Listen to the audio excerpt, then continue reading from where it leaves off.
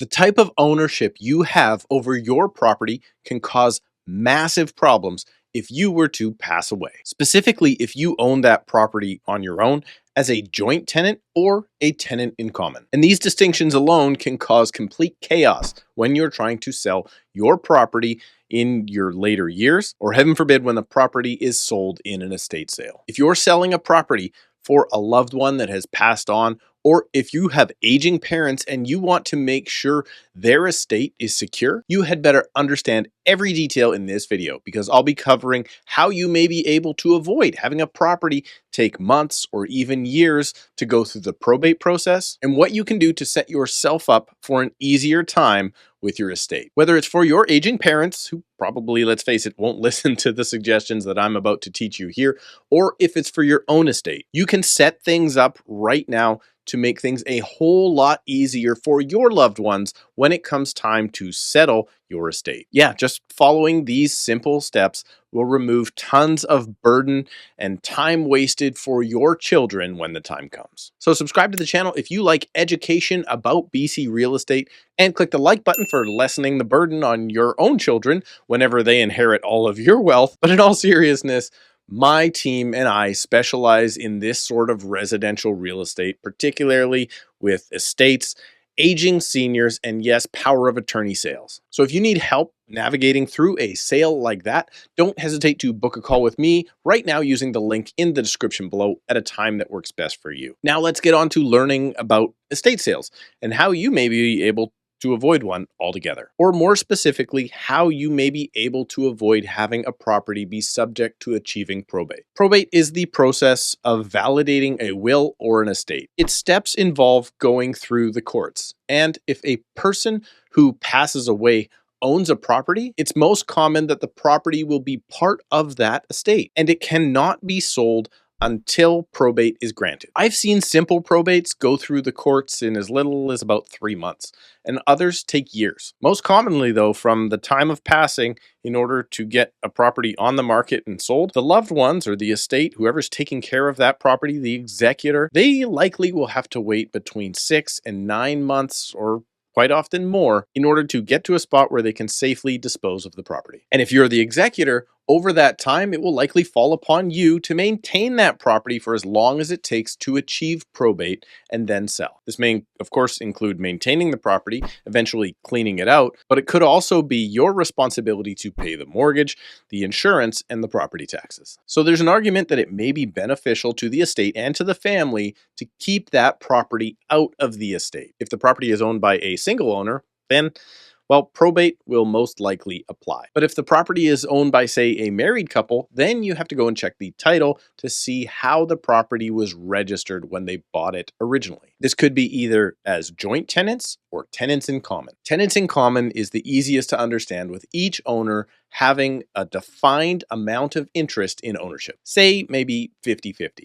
If this is the case and one of those owners passes away, that 50% ownership needs to achieve probate. Tenants in common, however, would most often be used for, I don't know, maybe a parent going on as a co-signer of 1% ownership just to guarantee the mortgage, or maybe as business partners owning a property together with a certain percentage going to each. So it's most often that a married couple would register on title as joint tenants. This means that they own the property jointly together 100%. So if one of them passes on, the other becomes the single and sole owner of the entire property, therefore avoiding probate. And while I guess the estate still needs to achieve probate, but the real estate in question avoids becoming part of the estate, because the ownership upon death in a joint tenancy would transfer to the other party. So now let's talk about estate planning. Let's use this example. Say your dad passes on, and your mom is now on her own.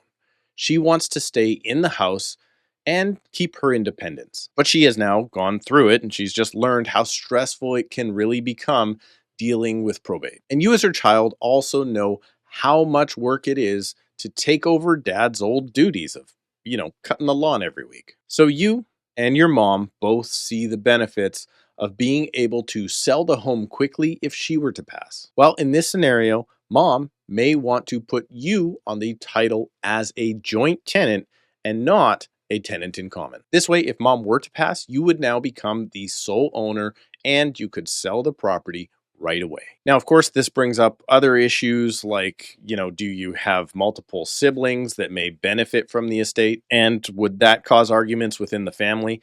But that's for another video. Kids fighting over their parents' estate is a very real thing. I see it all of the time, but I'll save those horror stories for another day. But I will say, I don't recommend doing what I see parents doing all of the time in the name of fairness. Often they want to put all of their kids on the title or all of their kids as executors to their will. This creates a huge mess and often even more infighting. But again, let's save that for another video. So going back to the example, now you and your mom are both on title as joint tenants. This creates a new problem if mom hangs in there for decades more and the property value increases. This is because you are now the owner, but this is not your principal residence. So guess what? You will owe capital gains on the portion of the lift that you own from when you went on title until it's sold. So let's say you went on title 10 years ago and now the property has increased in value $400,000 more than when you went on that title originally. Well, then 50% or $200,000 of that would be deemed by the CRA as a capital gain, then taxed at the 50% inclusion rate, meaning you could be adding up to $100,000 onto your income, resulting in a very hefty tax bill that year.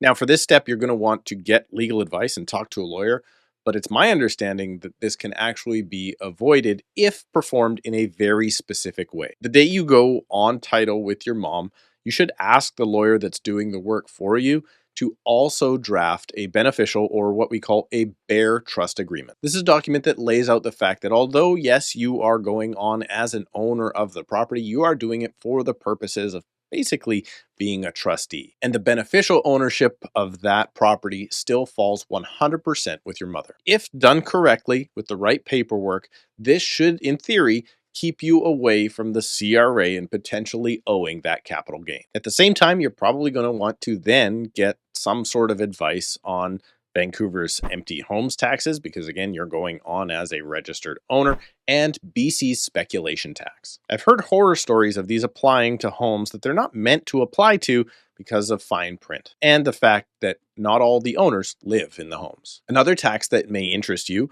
or one that you want to avoid, is the transfer tax for the property itself when you go on title. In most cases that we're discussing here today, there is an exemption, and every situation is different. So before doing any of this, please consult an independent lawyer and tax consultant. And that BC property purchase tax or land transfer tax, whatever you want to call it, it can be a very hefty bill. And at the same time as adding yourself to mom's title, if she wants to, and if she sees the benefit, that is the perfect time while you're already at the lawyer's office to make sure your and her wills are both up to date. And you may also want to consider setting up a power of attorney at this point. Now, given this example that we just spoke about, if mom were to pass on, you could easily sell the property in a relatively short amount of time, with the only real paperwork being needed is a death certificate and maybe a will. As opposed to if she was alone on title, well then of course you need to achieve